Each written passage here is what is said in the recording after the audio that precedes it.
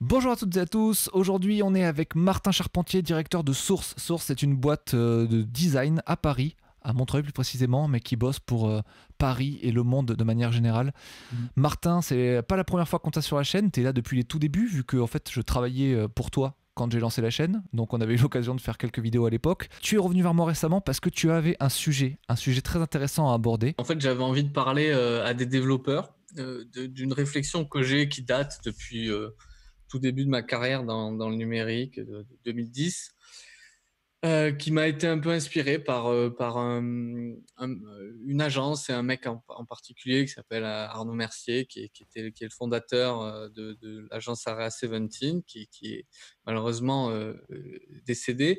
Et ouais, ce mec-là, les designs qu'il produisait, la manière enfin, l'aspect de ces interfaces m'avait interpellé à l'époque. Moi, je travaillais à l'époque dans la com digitale, comme ça. Donc, je travaillais pour une agence de pub. Du coup, je m'étais intéressé, je m'étais aperçu que ce mec, avant tout, c'était pas un designer, quoi. C'était un développeur. Et il avait un background de développeur et je trouvais qu'il y avait un truc intéressant là-dedans. Tout ça pour dire que depuis longtemps, je traîne une réflexion, mais qui n'est pas une réflexion, c'est même quelque chose que j'applique chez moi dans ma boîte, c'est de me dire y a-t-il une frontière entre le développement et le design? Est-ce que cette frontière, elle est complètement imperméable?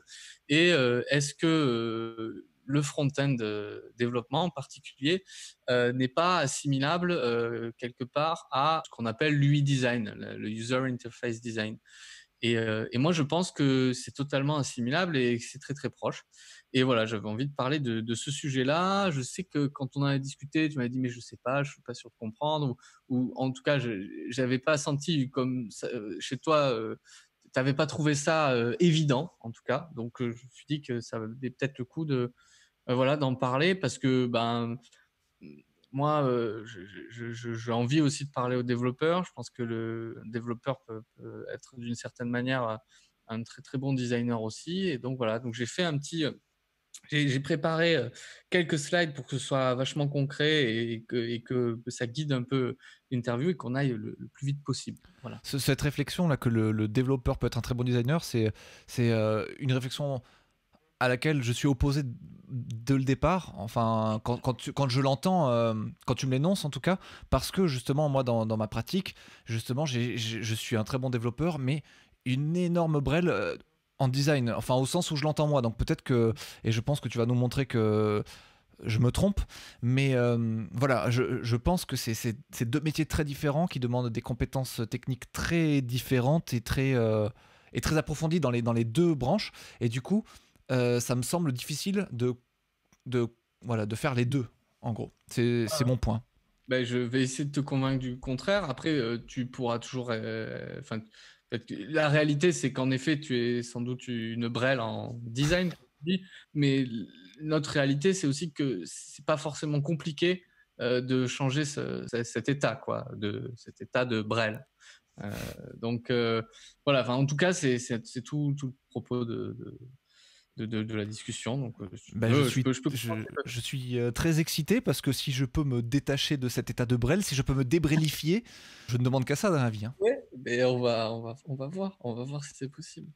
Allez, c'est parti pour une séance de débrélification. Martin, tu veux nous partager ton écran Ouais, pour ouais, avoir un support? je partageais le support que j'ai fait très rapidement là cet après-midi. C'est quand même Euh, preuve d'un investissement assez professionnel, hein. Il y a un support et tout, c'est propre, c'est pro.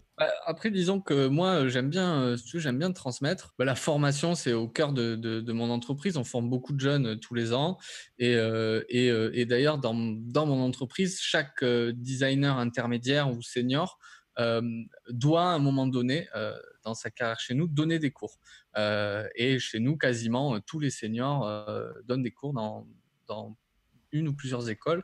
Et moi, j'ai enseigné pendant 7 ans mon métier. Ah Donc oui. c'est un investissement que voilà, qui en est pas un parce que j'adore faire ça et voilà. Donc, Ben, c'est cool, c'est tout bénef pour nous. Tu as l'air d'être un bon débrilificateur. ouais, Je, je- je- j'espère. Je t'en prie. L'idée, c'est ça, c'est peut-être de créer des vocations chez certains qui n'ont pas trop l'idée, qui ont une appétence pour le design, mais qui se disent que c'est pas pour eux. Tu vois, je dis pas que je veux transformer tout le monde, tu vois, mais c'est un peu l'idée. En fait, le premier point sur lequel je veux qu'on s'attarde, c'est une confusion générale. Mhm. On a tendance à confondre le design et le design graphique. Je Or, suis peut-être le premier à faire cette confusion, donc c'est ouais, peut-être mais pas plus mal, ouais. moi, je l'ai longtemps fait. Enfin, beaucoup de gens, voilà, ils font cette confusion. Or, le design, c'est l'action de concevoir un plan. C'est l'action de penser un service et de le traduire dans un modèle, une modélisation. Okay, c'est ça, designer quelque chose. Et le design graphique, lui, c'est donner une forme tangible à ce plan, donc la forme qu'il doit avoir dans la réalité. Donc, par exemple, si je suis un designer de produits, par exemple, je design une chaise, je vais dessiner le plan. Je vais prendre des contraintes, je vais dire, bon, ben, un homme, ça fait telle taille, ça s'assoit de telle manière, ça a des fesses fragiles, donc il faut que je mette des coussins, etc. Je vais penser tout ça et je vais l'écrire et je vais faire une modélisation de ça. Et ensuite, je vais fournir ça à une usine ou à un ébéniste ou à quelqu'un qui a la technique et lui va produire ça. Eh ben, design et design graphique, c'est la même chose. Quand on travaille dans le numérique, l'action du designer, elle est de penser le site web dans ses fonctionnalités et dans son ergonomie. Et par exemple, le designer UI, lui, son métier, ça va être, ou l'UI designer, user pour User Interface Designer, lui, il va juste rendre tangible ce plan, c'est-à-dire il va faire des mock-ups, des maquettes du site et qui seront intégrés par un développeur front-end. Donc déjà, c'est le premier point et c'est important de dissocier les deux. Et ensuite, un autre point important, c'est que moi, je considère qu'il y a de fortes similitudes entre le front-end développement et l'UI design, donc User Interface Design, dont j'ai parlé juste avant. Et en fait, quand on compare les deux, et qu'on regarde c'est quoi la différence entre le travail du front-end et le travail de l'UI designer, en réalité, la seule différence, c'est l'outil qu'ils utilisent. Parce que le but dans les deux cas, c'est de rendre tangible l'objet numérique, c'est-à-dire lui donner une forme. Et quand on utilise un outil comme Sketch ou Figma, par exemple, on va dessiner, mais on va dessiner pas un modèle, on va dessiner le site réel, ce à quoi il ressemblerait ou ressemblera lorsqu'il sera intégré. Okay, et le développeur, qu'est-ce qu'il fait lui? Il fait le même dessin, sauf que lui, il le reproduit, mais il fait bien un dessin, c'est-à-dire qu'il utilise de l'HTML et du CSS principalement. Alors je sais que le travail de front-end ne s'arrête pas là, mais là, dans ce cas-là, qu'est-ce qu'il fait? Il va dessiner l'interface, sauf que lui, il va utiliser un langage de programmation pour faire ça. Mais en réalité, Sketch ou Figma, derrière les IHM, donc les interfaces homme-machine Mhm. que l'on utilise pour agencer les blocs du UI, etc., il y a du code aussi. Donc en fait, si tu veux, c'est strictement la même chose. Donc en fait, c'est la même action qu'on va reproduire deux fois dans la chaîne. Voilà. Donc évidemment, c'est pas aussi simple que ça, et il y a potentiellement des compétences qui sont propres à un UI designer, par exemple des connaissances en typographie, des connaissances en mise en page, etc. Mais normalement, l'UI designer, il va travailler sur base de recommandations, de spécifications qu'on a déjà fait en amont, qui ont été faites par les designers, les UX designers, les ergonomes, etc. Donc maintenant, je voudrais détailler, enfin, vous montrer, vous illustrer le processus de création de manière générale en design. On peut découper ça en trois phases. On a la partie recherche où on va analyser, étudier le besoin, métier, business, etc. Utilisateur aussi. On a une phase de modélisation où on va drafter le service, on va faire quelque part, on va créer de la spécification du cahier des charges. Et ensuite, on va demander à des gens qui sont dans la phase de production, donc des UI designers, des développeurs front-end, des développeurs back-end, de mettre en application tout ça. Et donc, si on redécoupe la phase d'application en s'intéressant juste à la partie front, on ne va pas regarder tout ce qui est back, etc. Ça ne nous intéresse pas tellement ici. On va avoir de l'UI design qui est suivi généralement par du front-end design. Donc, l'UI designer, qu'est-ce qu'il va faire? Il va décliner des spécifications liées à la charte graphique à la direction artistique. Un UI designer, s'il a une charte graphique qui est bien définie, il saura quel typo il doit utiliser, dans quel format, à quel moment, etc. Il saura quel type d'iconographie utiliser, quelle couleur, etc. Tout ça, normalement, l'UI designer, on le lui fournit. Donc, il ne le crée pas déjà. Ça vient de la phase design. Ça, c'est le kit, en gros, il vient de la phase design. Ouais, il vient de la phase design. Souvent, d'ailleurs, maintenant, on travaille sur des projets, quand on travaille avec des grands groupes ou des startups qui sont bien installés, on a déjà des design systems. On pourra y revenir. Peut-être un jour, on pourra en parler. Mais bon, donc en fait, il a déjà en fait tous les éléments qui lui permettent de construire son UI design.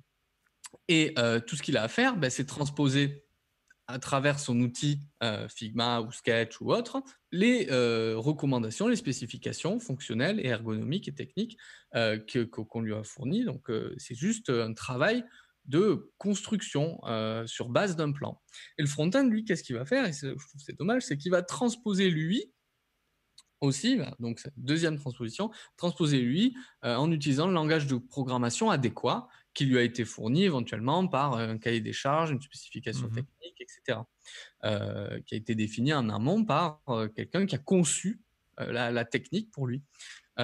Et du coup, next slide, en fait, si on se dit que finalement, on recherche de la transversalité dans ces deux phases et que l'UI design et le front-end, on peut les mixer et qu'on regarde les compétences transverses qu'il faut avoir. Donc, il faut connaître les possibilités et les limitations des langages. Ça vaut pour les deux. C'est-à-dire que l'UI designer, s'il ne connaît pas les limitations du langage front, enfin des langages front, globalement de l'HTML, des CSS, il peut faire tout et n'importe quoi, il peut faire une grille complètement fantasque. Voilà. Moi, je pense notamment et c'est ça qui fait souvent entrer un designer débutant, c'est que pour le responsive, par exemple, il fait des choses qui ne sont pas du tout cohérentes. Le passage de desktop à mobile, il est impossible concrètement.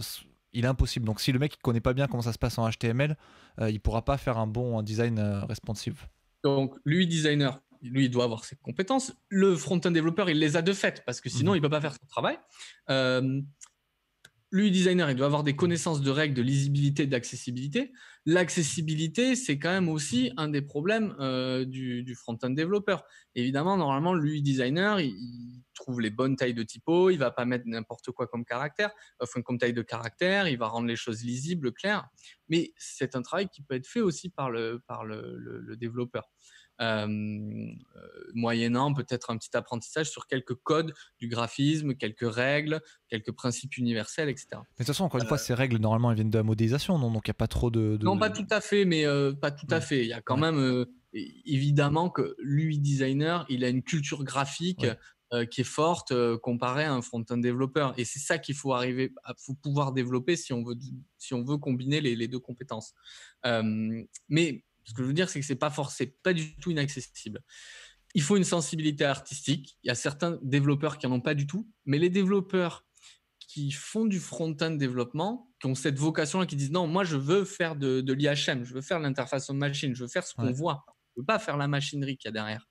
C'est des gens qui sont forcément attirés par ça et donc ont une sensibilité artistique certaine. Sinon, ils ne feraient pas ce métier-là. Ou alors, ils se sont trompés. Bref.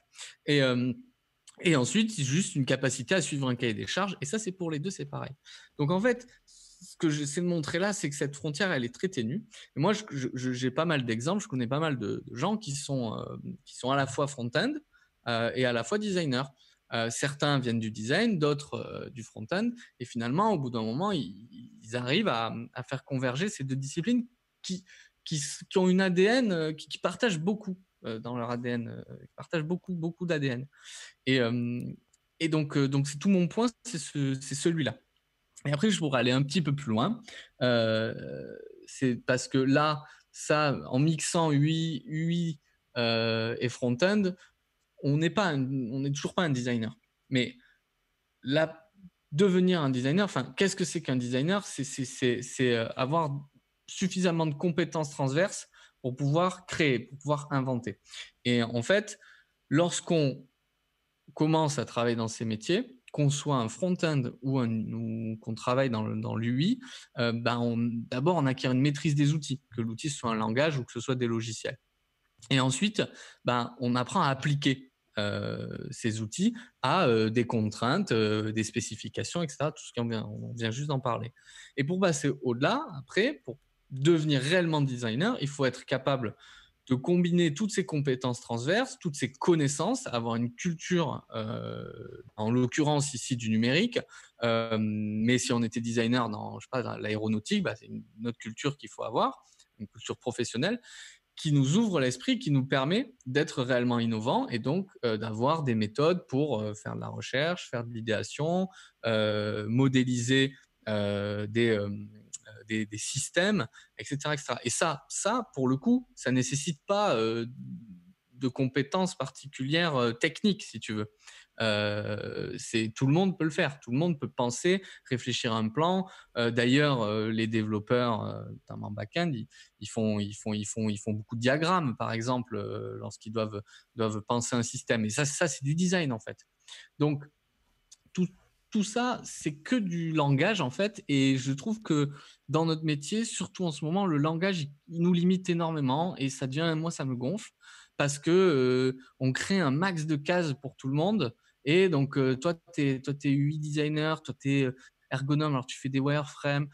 Toi, tu es UX designer, alors tu vas faire des user journées, des parcours, des machins. Non, en fait, si tu es designer, tu es designer. Et si tu es un technicien, tu es un technicien. Et c'est tout. Il n'y a pas tellement de. C'est juste qu'après, tu as des spécialités quand tu es dans la technique. Et donc, en fait, voilà, moi, j'essaie de. Je voudrais décloisonner un peu ça et Mhm. ouvrir l'esprit de certaines personnes qui peuvent se dire, ben, finalement, ouais, c'est pour moi aussi.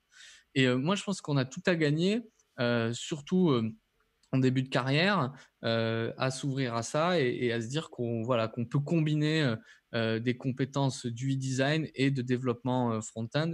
C'est pas du tout incompatible, c'est pas tellement compliqué et c'est plus facile, je pense, quand on est un développeur de devenir un bon UI designer que l'inverse. Pourquoi? Parce que quand on est développeur, les contraintes de grille, on les connaît parce qu'on est obligé de gérer du responsive et donc forcément on connaît comment ça fonctionne. Les contraintes d'accessibilité, on les connaît parce qu'on connaît les standards du web. En fait, on a énormément de connaissances qui sont souvent longues à acquérir pour les UI designers. Et je pense que beaucoup de développeurs qui doivent suivre ta chaîne ont dû parfois devoir intégrer des aberrations. Bah, moi le Euh, premier, hein. Moi le voilà. premier, j'ai souvent des trucs ignobles qui m'arrivent et je suis obligé de faire des remarques avant de commencer le travail d'intégration, faire plein de retours sur la maquette en disant bah ça c'est pas bien, c'est pas cohérent, c'est pas bien, il va falloir retravailler tout ça.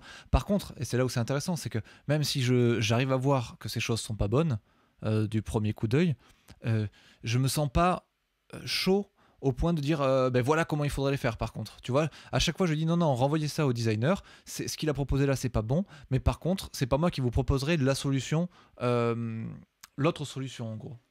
Mais qu'est-ce qui t'empêche, à part peut-être le contexte du projet ou le fait de ne pas vouloir te placer en porte-à-faux vis-à-vis du designer qui travaille sur ce sujet. Ah oui, ça euh, c'est pas le cas, ouais, c'est pas le problème. bon, voilà, qu'est-ce qui t'empêche finalement de te dire, mais tiens, je vais faire ma recommandation là-dessus. Mais Je parce que parfois j'ai vais prendre l'impression, ma enfin liberté, quoi. je peux faire une mini roco, enfin dire ça, je pense qu'il faudrait mieux que ce soit comme ça. Mais par contre, justement, pour tout ce qui est de ces respects de règles de typographie, d'échelle entre des espacements, etc., tout ça, j'ai une intuition de comment ça fonctionne, mais j'ai l'impression de ne pas connaître toutes les règles inhérentes au projet et au design, à l'UI design, pour pouvoir dire bah, c'est ça que je vais faire à la place. Moi, ce que je peux te dire, c'est que apprendre tout ça, c'est pas du tout insurmontable. Moi, je te fais une formation accélérée de 5 jours et tu deviens un bien meilleur UI designer que beaucoup d'UI designers juniors qui sont sur le marché, quoi. Et alors, Et du coup, ça m'amène. Alors, je suis ravi de voir que je peux me débrélifier comme ça, mais qu'est-ce que ça va m'apporter qu'est-ce que ça peut m'apporter en fait bah, finalement d'acquérir ces compétences-là parce qu'aujourd'hui, effectivement, aujourd'hui, les métiers sont très cloisonnés, comme tu l'as dit, ça t'emmerde, mais en tout cas, c'est comme ça. Et du coup, quel serait mon intérêt? Ça m'apporterait quoi dans mon travail de tous les jours d'avoir ces skills en plus? Alors qu'au final, il y aura toujours un UI associé à une maquette avec un intégrateur qui l'intégrera de son côté, quoi. On peut voir pas mal d'intérêts, par exemple un intérêt purement commercial, c'est-à-dire que si tu dis à ton client, bah, écoutez, moi, alors évidemment, ça va pas marcher sur tous les projets, mais sur des projets où l'aspect artistique, très créatif, ne prime pas sur l'aspect fonctionnel, ben, tu pourrais imaginer de dire, bah, attendez, moi, je vais faire des maquettes très, très rapidement, des drafts que je vais intégrer tout de suite et je vais vous réduire le coût par un tiers, en fait. Parce que il n'y aura pas, il y aura pas d'échange. Déjà, tous les échanges, les réunions que tu as avec le Ça, c'est designer, sûr. déjà, hop, ça existe puisque tout se passe dans ta tête. Et puis en plus, bah, tu vas anticiper dans ta phase de création le code en fait. Donc du coup, Mhm. tu vas encore venir limiter la perte de temps. Donc déjà, tu peux te dire, écoutez, moi, je me vends 15% plus cher. Par contre, je suis 30% plus rapide parce que j'ai cette double maîtrise. Mhm. C'est Donc vrai. ça, c'est un premier avantage. Deuxième avantage, c'est aussi de pouvoir te dire, ben, là, on voit un peu, c'est un peu le cas en ce moment, il y a, à cause de la crise, ben, les freelances, c'est un peu difficile. Et ben, si tu as un projet de UI design d'un côté qui est disponible et que tu n'as plus de projet de dev, tu peux te placer là. Et pareil, tu es même autonome. Si tu as une idée, tu as un service, tu vois, tu as une idée, tu dis, tiens, ça n'existe pas, j'ai envie de le faire, ben, tu es autonome. Enfin, moi, je pense que tu deviens tu es beaucoup plus versatile sur plein d'aspects. Donc, tu as énormément d'avantages à ça. Et puis, vu que moi, ce que je pense, c'est que surtout dans un monde où tout change très vite, c'est important d'avoir une capacité d'adaptation forte. Donc, Mhm. plus tu as une capacité d'adaptation et meilleur t'es. Mais Et alors tu vois, la question qui me vient là, c'est que on cherche à éviter du coup cette duplication du travail entre la maquette d'un côté et après l'intégration de l'autre. On aimerait, tu vois, ce que tu suggérais, c'est qu'on parte pratiquement avec ces compétences-là, on pourrait partir directement sur de l'intégration directe, ouais, presque. coder un truc. Après, tu as quand même besoin, à un moment donné, Voilà, de l'efficacité. Les logiciels type c'est ça. Figma et Sketch, ils te permettent d'aller très très vite, donc d'itérer un certain nombre de choses. Mais à un moment donné, tu n'as peut-être plus besoin d'itérer, tu vois. Ouais, Et tu n'as pas besoin de parfaire ce que tu as fait, tu le parfais en code, tu vois. Donc ouais, tu ouais. gagnes du temps quand même. Et puis même si tu as envie d'avoir un truc parfait, des mock-ups parfaits, parce que tu as une contrainte client où il faut les présenter, que tu n'as pas le temps tu vois, parce que le client, il a besoin de valider aussi. Mhm. Donc, mais tu es quand même, je pense, tout aussi rapide qu'un UI designer, voire plus rapide. Donc, évidemment, je ne dis pas que c'est pour tout le monde, que ça va intéresser tout le monde, mais je dis juste que c'est possible. Et tu vois, ce qui se passe, c'est que moi, par exemple, j'ai un de mes associés, Cédric, qui est un ancien développeur qui a fait toute sa jeune carrière dans le développement, quoi. Et quand il nous a rejoints, bah, il est venu nous voir et il dit, en fait, moi, j'en ai marre de développer, en fait, parce que je fais toujours la même chose, toujours sur le même langage, et j'ai vu assez de choses. Et moi, je veux faire du design. Mais lui, il voulait pas faire de l'UI design. Lui, il voulait faire de la conception. Mhm. Euh, mais ça, il nous a fallu quoi, 3-4 mois pour le former et pour qu'il soit apte. Et aujourd'hui, il gère notre plus gros compte. Donc, si tu veux, c'est pas rien, tu vois. Et ce mec-là, c'était un développeur. C'était D'accord, un ouais. développeur, mais c'était un développeur assez créatif. C'était un front, quoi. Mhm. Si tu veux, le parcours, il est assez logique quand même, tu vois.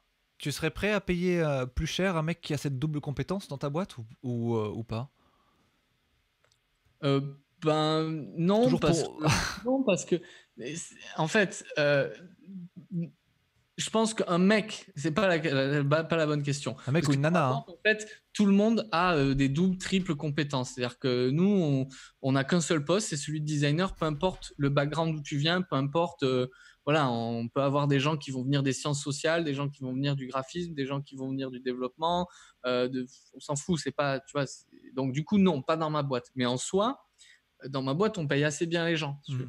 Mhm. Donc, la question, c'est est-ce que quelqu'un qui a plusieurs compétences qui fonctionnent en synergie, évidemment, si tu es à la fois plombier et boulanger, ben, tu vas avoir du mal à, si tu veux, tu vas pouvoir faire des gâteaux en forme de robinet, mais ça va n'intéresser personne.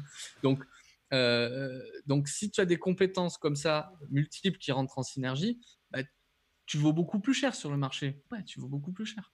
Moi, dans mon côté freelance, en tout cas de ma perception de freelance, je pourrais pas justifier, enfin, je trouverais pas particulièrement de mission dans laquelle je pourrais vendre ça plus cher, en gros. J'ai l'impression, hein, tu vois. Non, mais Tu as dit, ouais.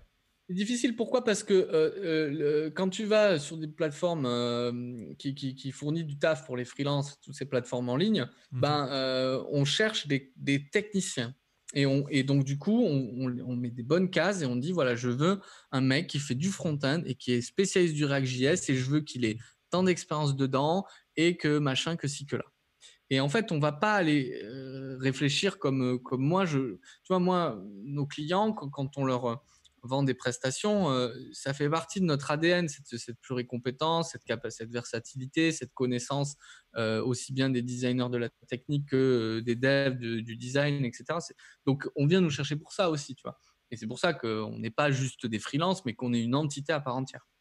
Donc, je comprends ton point. Le marché n'est pas forcément adapté à ça, mais après, c'est peut-être aussi à vous d'essayer de nouer des relations avec des clients de confiance, des gens qui pensent comme vous, en fait. C'est sûr que, voilà, si tu te retrouves dans une mission où tu te retrouves avec 10 autres développeurs et qu'il y a 3 graphistes, et puis, voilà, enfin, t'es noyé dans la masse, quoi. Mais parce que tu bosses dans une boîte qui ne croient pas à la pluricompétence, Mhm. à cette valeur-là. Donc, c'est juste que, ben, faut Et pas. il y en a peu, soit dit en passant, de boîtes qui croient en cette pluridisciplinarité, pluricompétence, Non, non? pas forcément. Je pense que c'est juste que il faut pouvoir dialoguer, il faut pouvoir avoir la chance de montrer quelle est ta proposition de valeur à toi, tu vois. Et quand tu réponds à une annonce qui est bien Mm. délimitée, bah, tu peux pas dire attendez, vous avez posté cette annonce, mais vous avez aussi posté cette annonce du e-design, donc j'ai du dev front-end, je suis bon, je sais faire de l'UI, Ouais. vous devriez peut-être combiner les deux et le faire pour moi. Enfin, tu vois, c'est pas possible. Ouais, ouais, non, mais je comprends. Mais donc, en fait, C'est je pour pense ça que que moi, c'est. je suis pas fan, tu vois, de toutes ces plateformes freelance. Alors, certes, ça donne du travail à beaucoup de gens et tout, mais en fait, quand vous faites ça, vous êtes un peu, comment dire, vous devenez des ressources en fait. Mm. Ouais, tu vois, tu deviens une ressource pure, Mhm, bien au sûr. même titre que un produit, quoi, tu vois, au même titre qu'un minerai, que du blé, que de l'or, que de machin, tu vois. Ah ouais, bah c'est Vous comme êtes ça une qu'on se matière vend, hein, c'est première, sûr. quoi. Ouais. Et ça, en fait, moi, je me bats un peu contre ça, en fait. Euh, et voilà, je trouve que Mais c'est donc c'est pas. je vois très bien du coup ce type de profil, effectivement, dans une boîte dans laquelle tu es en CDI, ou enfin CDD ou CDI, plutôt CDI on va dire, sur lequel tu es là pour le long terme, tu vas pouvoir apporter effectivement, ton univers des possibles, tout ce que tu sais faire va pouvoir être utilisé à bon escient. Effectivement, donc avoir plusieurs compétences, c'est hyper bien dans ce genre de cas où tu es en CDI quelque part, dans une boîte dans laquelle tu crois en plus.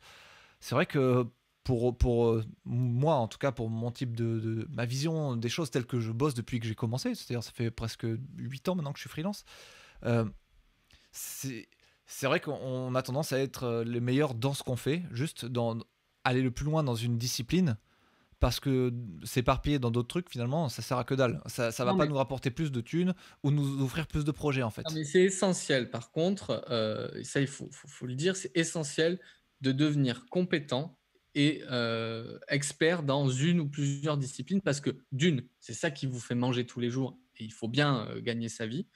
Et deuxièmement, parce que ça vous rend légitime et c'est par-dessus ces compétences-là Mhm. sur lesquelles on a des facilités, par exemple, ou qui nous plaisent plus que d'autres, qu'on peut venir construire cette pluricompétence, cette pluridisciplinarité Bien sûr. qui, qui n'a que des avantages selon moi.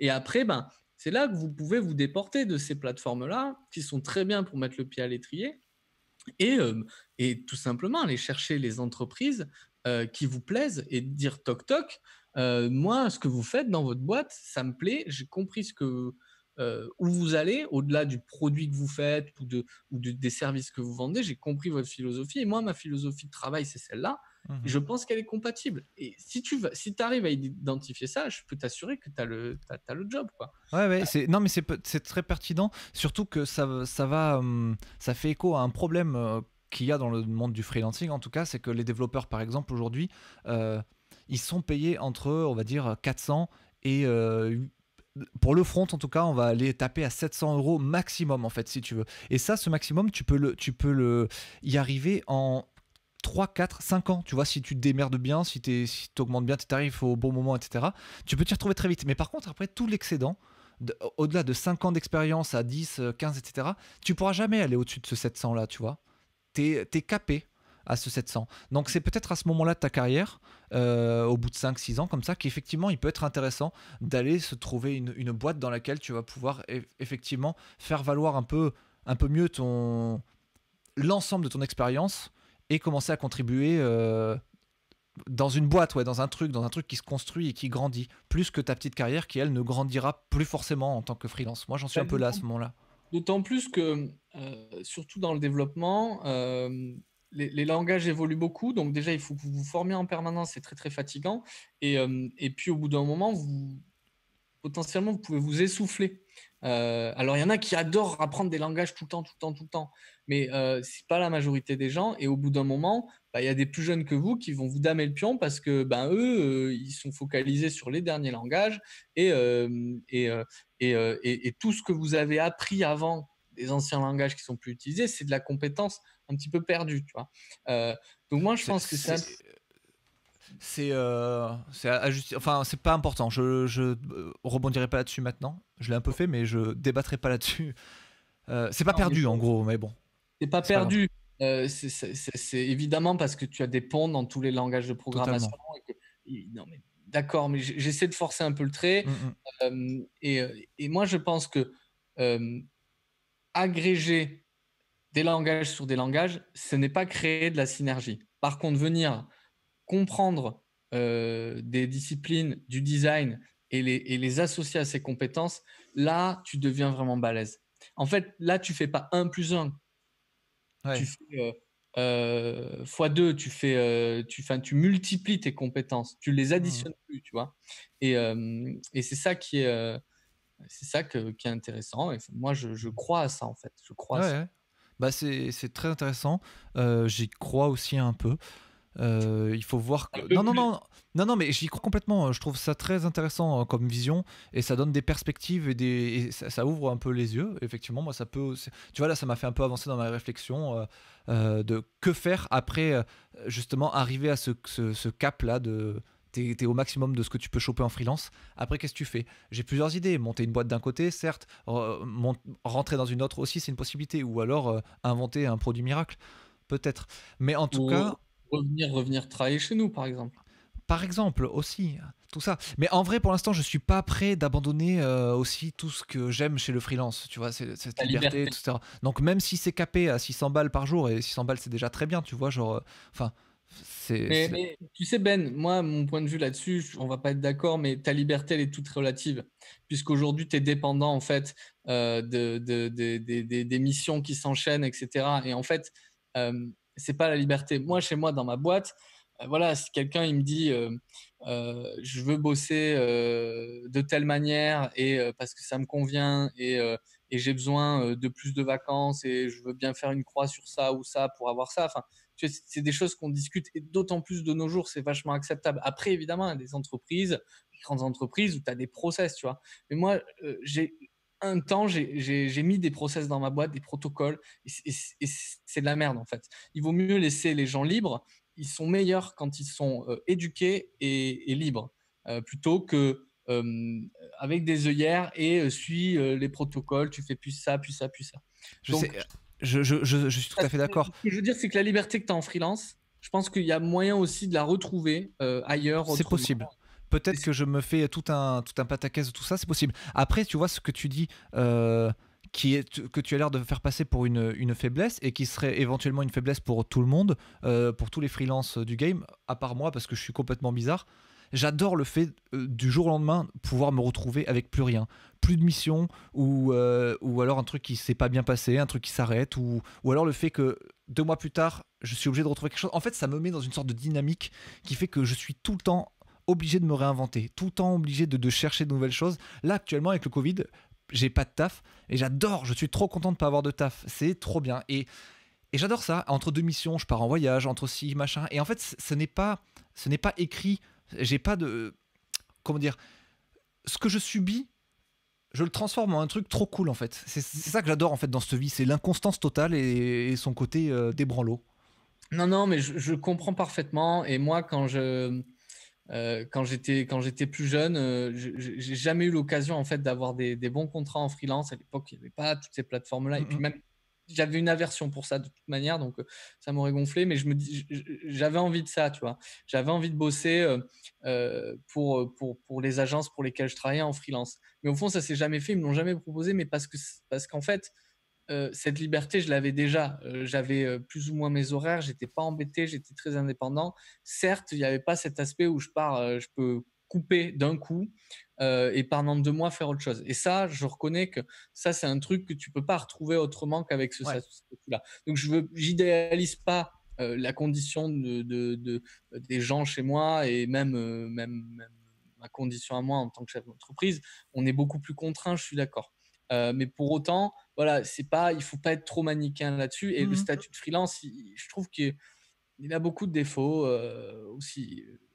Beaucoup. Ah, bon, en tout cas, merci. J'étais ravi de discuter de ça. J'espère que ma contribution sera utile à certains. Bah, clairement, c'était super bien et on comprend pourquoi tu as voulu adresser ce message sur ma chaîne, quoi. C'est vraiment un message que tu envoies aux développeurs. Euh, je pense que c'est les gens qui me regardent en particulier, c'est les développeurs et développeuses. Donc c'est très pertinent, ça ouvre le mind. Et voilà, merci beaucoup Martin, tu nous as bien débrélisé. Débrélisé, ouais. Et puis j'espère que. Enfin, j'ai plein d'autres trucs à dire sur plein d'autres sujets. Donc, Bah moi, franchement, j'aime bien ces formats. J'aime bien discuter avec toi. Et, euh, et donc, voilà. C'est- moi je suis chaud pour recommencer. Si le public est réceptif et que ça se passe plutôt bien, ben, on recommence quand tu veux, quoi. Merci beaucoup Martin, à très très bientôt et bon Covid, bon, Merci, Ben. Allez, salut, c'est bientôt bon fini. confinus. Ouais. Ciao ciao. Ciao, bye.